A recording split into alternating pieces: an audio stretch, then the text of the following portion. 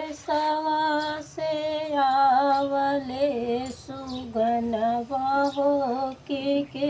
हो चली है ना काशी गंगया ननवा हो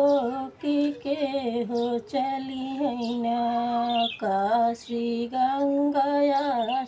ननवा हो के हो चली है ना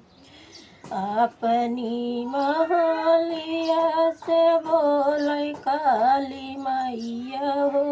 कि हम चलबै न काशी गंगया सननवा हो कि हम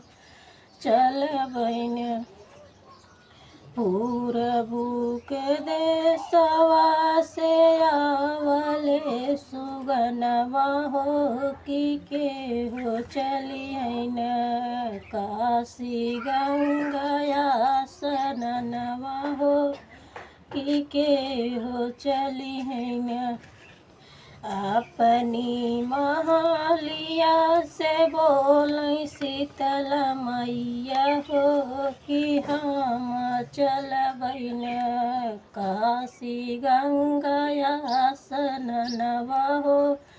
कि हम चलबै न अपनी महलिया से बोलै दुर्गा मैया हो कि हम चलबै न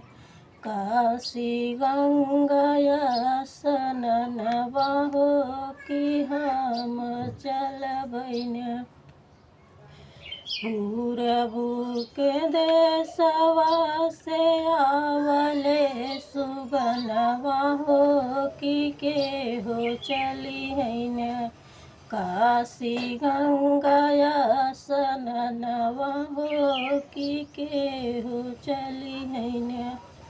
अपनी महलिया से बोलै काळे माई हो कि हम चलबै न काशी गंगया सननवा हो कि हम चलबै न अपनी महलिया से बोलै नावो बहिनी हो कि हम चलबै न काशी गंगया सननवा हो कि हम